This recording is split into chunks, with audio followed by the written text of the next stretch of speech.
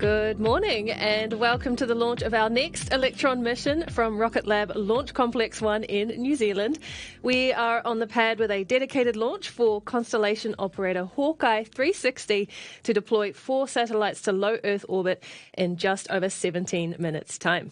The local time right now is 5:10 a.m. with liftoff of our 67th Electron rocket scheduled to take place on the dot at 5:28 a.m. local time or 17:28 UTC.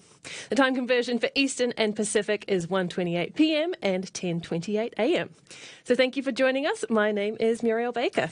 And my name's James Rattray. It's great to be with you here on another very crisp early morning in New Zealand. We are ready to get the Hawk out of here with the latest launch from LC1. Now, if you've been following along with Electron's exploits lately, you'll have noticed that today's mission is a little bit of a switcheroo from our launch lineup. We've brought this launch ahead of our previous one that's been rescheduled to allow for additional checkouts. Smooth progress is being made, though, to have it back on the pad and ready to launch in no time. But while that's happening, with the rocket for Hawkeye ready to go and our launch team ready to fly, we're good to go with this launch from Pad A at Launch Complex 1. That right there is responsive flexibility for our mission partners in action. For this morning's launch, Electron is headed to a 520-kilometre circular low Earth orbit with 4 satellites in total.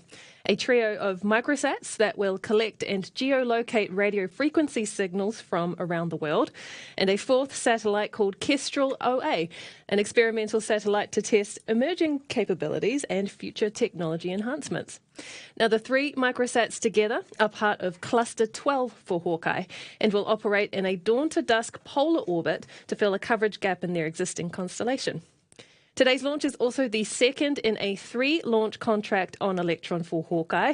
We first launched for them back in 2023 on our very first launch from Rocket Lab Launch Complex 2 in Virginia, which is where Hawkeye 360 is based, actually, making them the perfect partner for our first launch out of there. Here's more about their mission.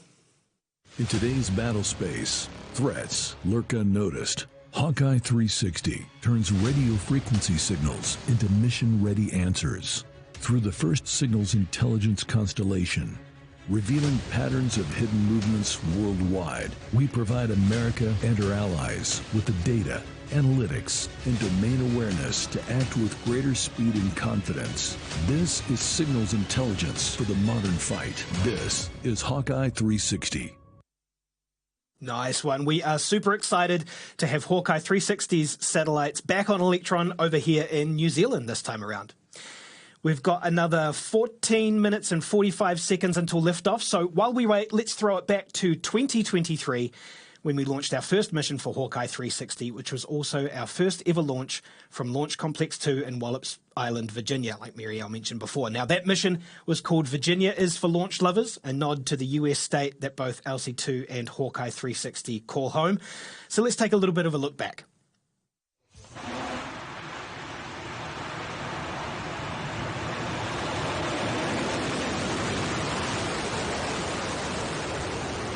And liftoff of Electron from Launch Complex 2, leaving US soil for the first time and on its way to space up and over the Atlantic Ocean.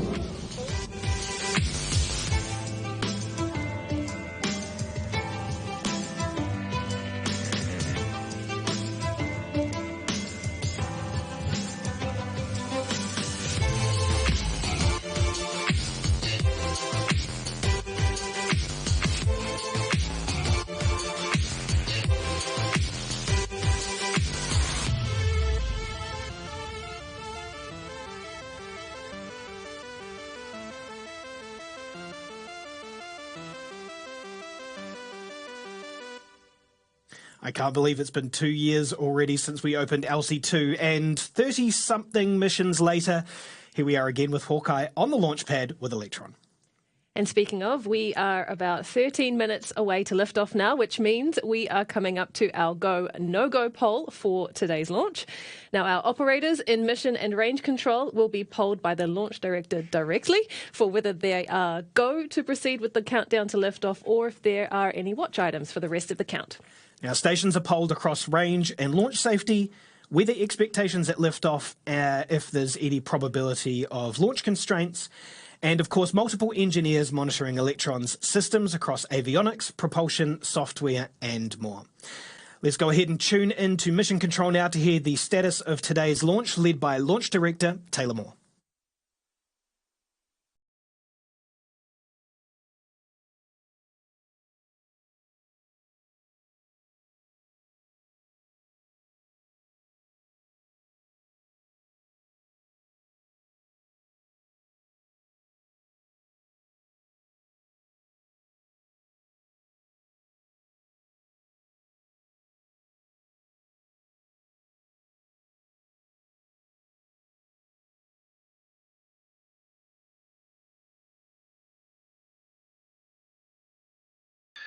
We are proceeding with the go, no-go sequence, beginning with stage.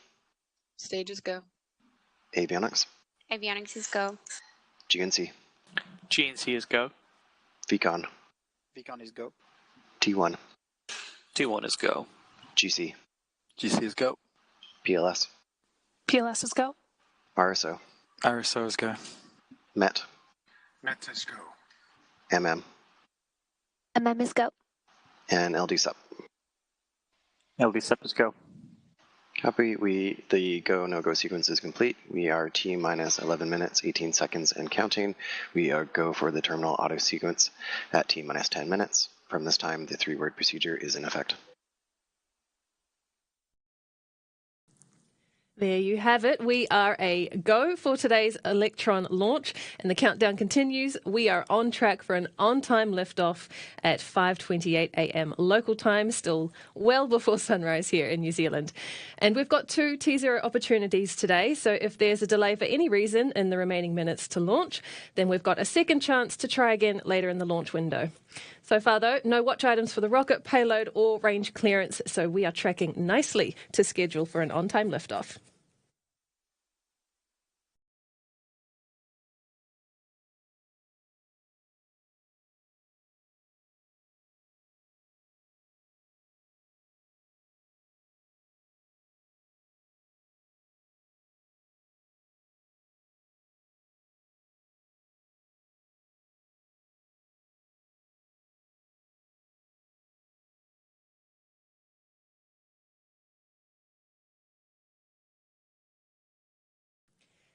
So while we are busy launching back-to-back missions with Electron, our team at headquarters in California and across multiple states are also hard at work building spacecraft and space systems products for a range of missions, a whole other part of Rocket Lab's business that isn't just building and launching rockets. And so that includes spacecraft, satellites, star trackers, radios, solar power systems, flight software, and many more of the critical components needed for missions to space.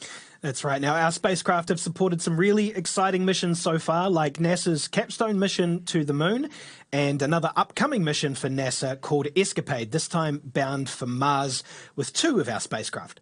Here's more about what building spacecraft at scale means to Rocket Lab and what our team is working on right now. My name is Frank Klein. I'm the Chief Operating Officer at Rocket Lab. It's almost hard to believe how much work goes into building a satellite. A satellite that you see back there has 66 different harnesses, multiple systems, star tracker, solar panels, propulsion system, all these different elements that all have to come together. My name is Anita Becerra, and I'm the Senior Supervisor of Space Systems Production. I have a highly skilled team that allows us to produce spacecraft at scale. What's great about Rocket Lab is that everything is made in-house. So we have things like our reaction wheels, radios, some harnessing. All of those things are made by Rocket Lab, and it allows them to reach our work cells quicker. I mean, vertical integration is certainly something that differentiates us from a lot of our competitors. I often refer to us being a company that is getting the raw material rolled into the one side of the door, and on the other side of the door, beautiful rockets and beautiful spacecrafts leave our building. My name is Kimberly Frazier. I'm a Senior Integration and Test Lead at Rocket Lab. So we've taken a panel approach to building spacecraft, which essentially means that we're broken down the spacecraft into smaller parts and we're building and testing it in pieces. It also allows us to swap panels between spacecraft. So if we have one panel that fails or has an issue, we can just pull in another right away. Allows us to move a lot faster. What really helps us if you build a lot of the components in-house, that you can really look at your system from a holistic perspective.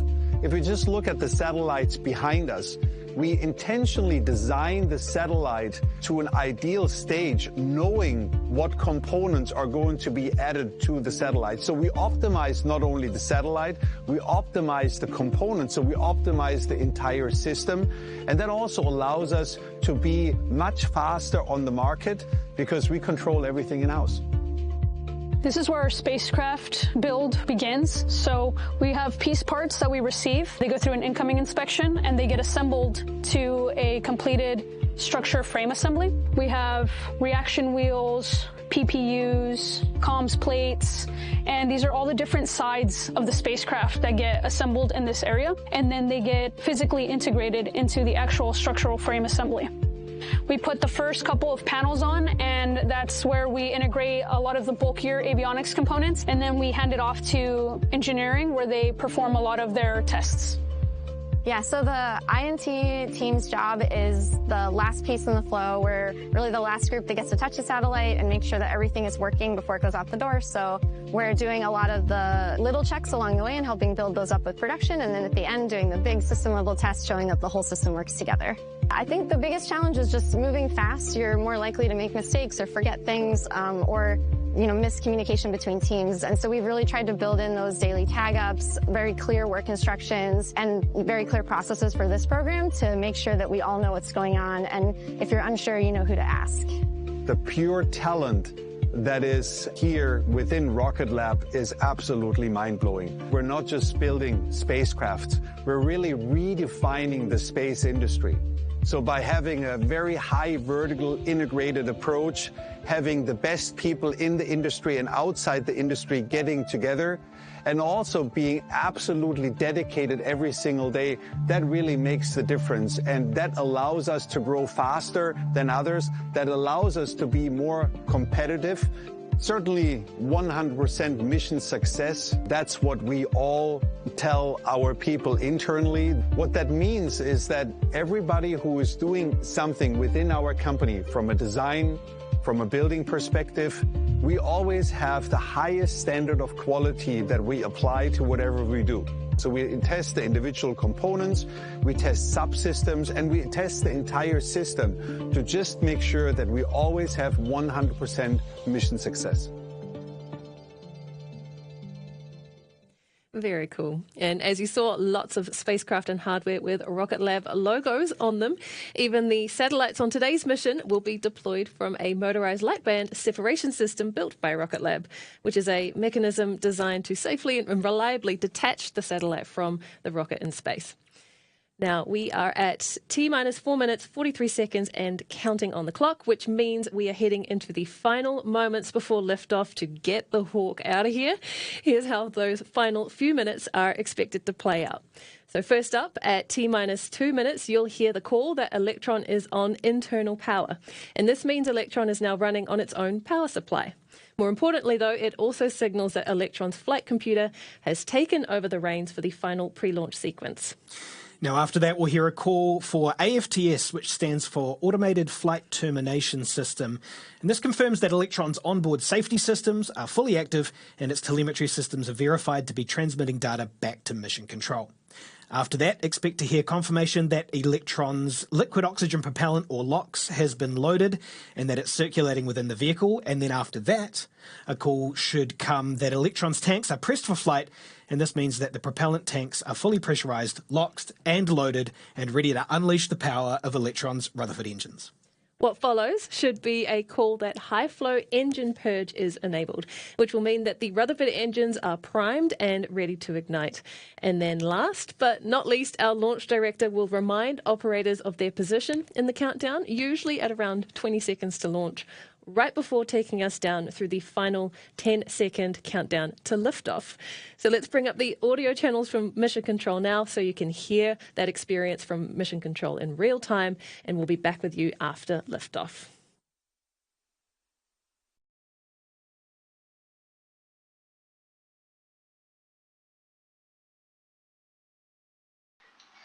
To all operators, from now on, there should be no red flags in your critical LCCs. Beacon LD on mission card. LD beacon. Please lock the auto sequence and confirm. Locked. And please confirm all flight computer ASGOs are green. All ASGOs are green. Copy. We are go for auto sequence start at T-minus 2 minutes, and LD is go for launch.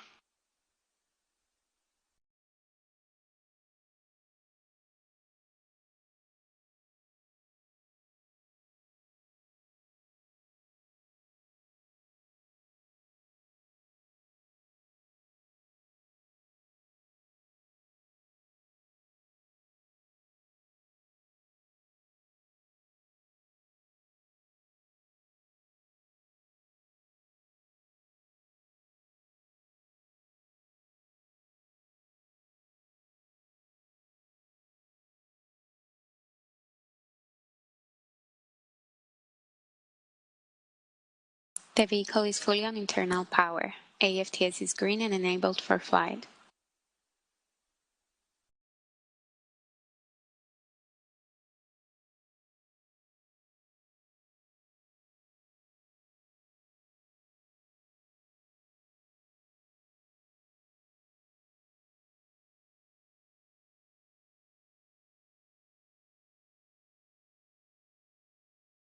LOX load is complete. System is in recirculation.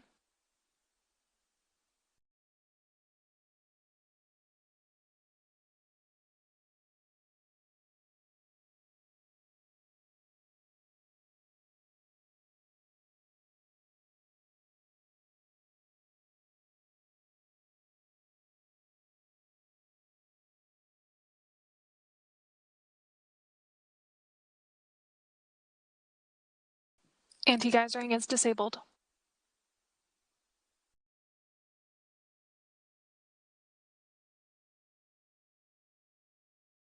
Stage 1 and 2 tanks are pressed for flight. High flow engine purge enabled.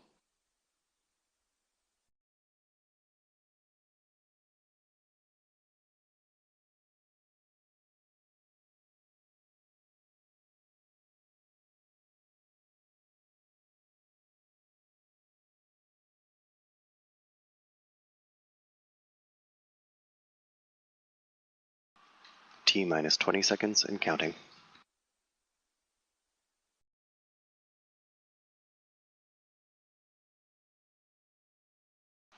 Ten, 9, 8, 7, 6, 5, 4. Liftoff.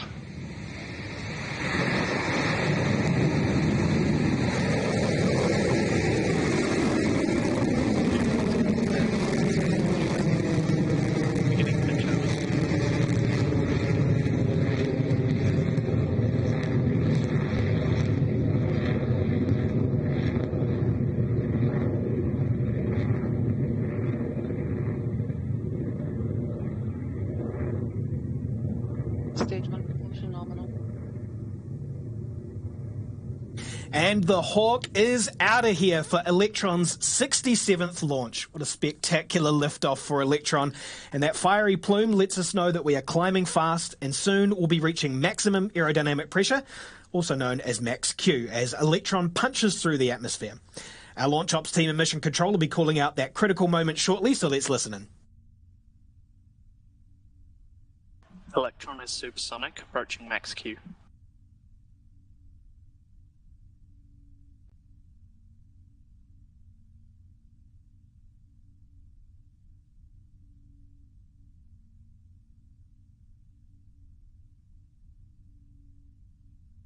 Cleared max Q. There we go. Confirmation from Mission Control that we have cleared max Q. Right now, Electron is moving at over 2,000 kilometres an hour and past an altitude of 20 kilometres. And our next launch milestone will be MECO, or main engine cutoff, in just under a minute and a half. What that involves is 3 critical actions across Electron's first and second stage. First, the 9 Rutherford engines on the first stage will shut down as scheduled. Next, the first stage will disengage and separate from the second stage. And then thirdly, the single Rutherford engine on the second stage will ignite to propel the mission on its way to orbit. So let's listen back into Mission Control to hear those 3 crucial calls.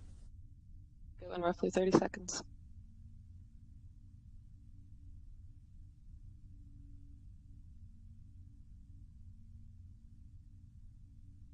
15 seconds to staging. Entering burnout detect mode.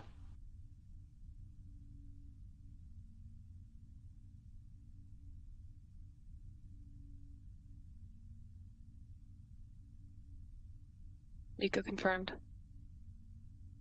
Stage separation confirmed. Stage 2 ignition confirmed.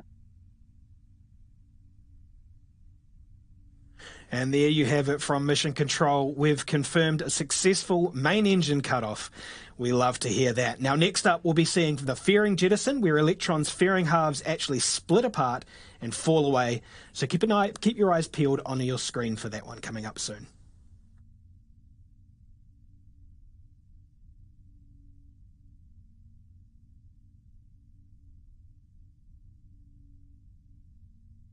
Descent confirmed.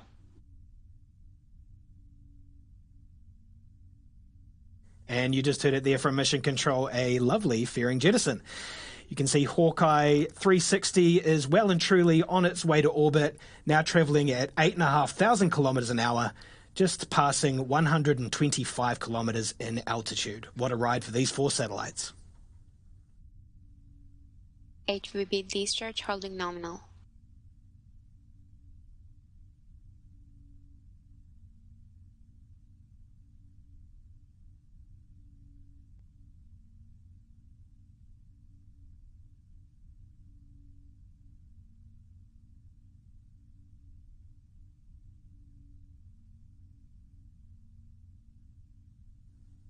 Guidance is looking nominal so far into the mission, which you can track in real time with the trajectory plot that will show up on the right-hand side of your screen soon. Otherwise, the total burn time for this second stage engine is around 6.5 minutes to take us all the way to a nominal transfer orbit.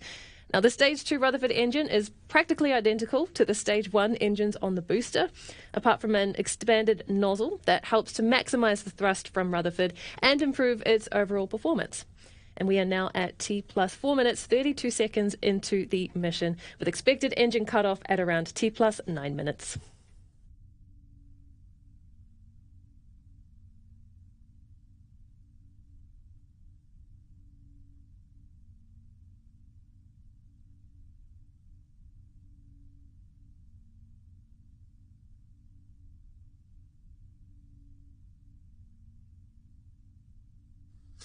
Alrighty, next up in Electron's series of manoeuvres is the battery hot swap, a move that's unique to Electron, given that its second stage Rutherford engine is actually powered by batteries.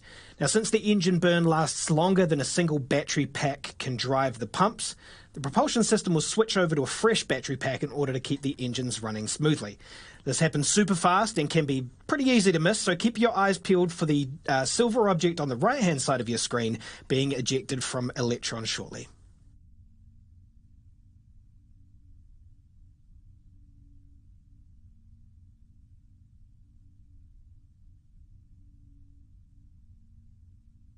Guidance is nominal, 200 seconds remaining.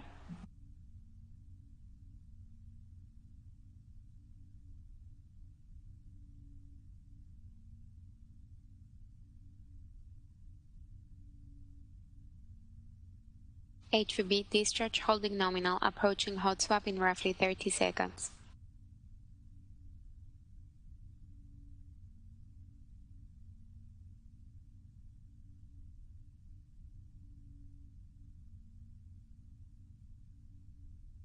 Throttling down.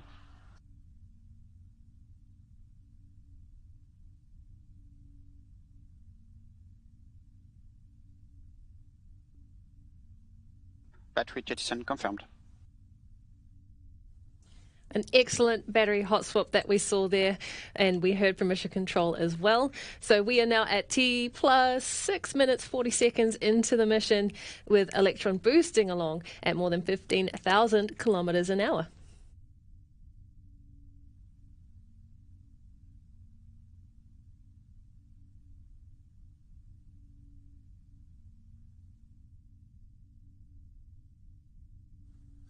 T plus 7 minutes into this mission. You can have a look on the right-hand side of your screen.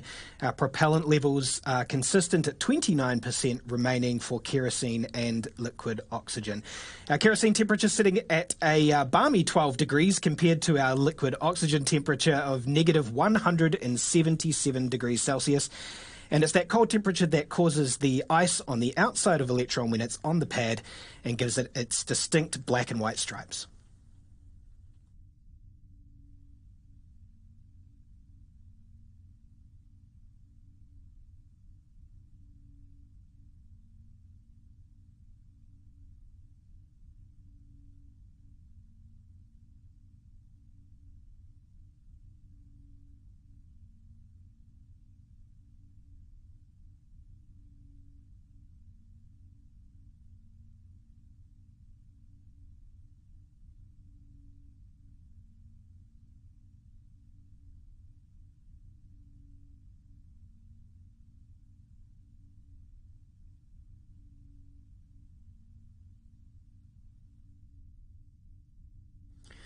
All right, we're now nearing the end of the second stage's journey with SECO, or second engine cutoff, right around the corner. So soon, that single Rutherford engine powering Electron will shut down and the kick stage will seamlessly separate, carrying Hawkeye 360's satellites where they belong on orbit. So let's chuck it back to Mission Control for that critical call now.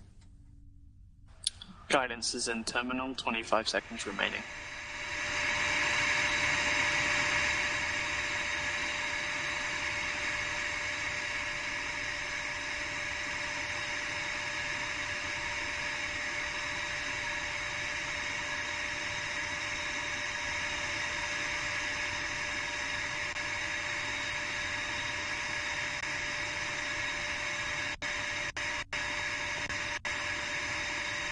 SECO confirmed.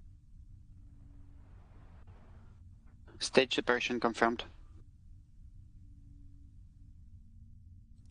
And there you have it. Mission Control has confirmed SECO, and the kick stage with its Hawkeye payload is now in its initial coast phase around Earth. And it will be another 40 minutes or so before the Curie engine on the kick stage ignites to make its final and precise adjustments to place Hawkeye satellites to a 520-kilometre circular orbit. Today we've got two deployments. The first deploying the three Hawk 12 satellites, and then 45 seconds later deploying the Kestrel satellite. So we'll be back with you shortly after a while the kick stage completes that leg of the journey. So join us back for payload deployment in about 40 minutes or so. We'll see you back here soon.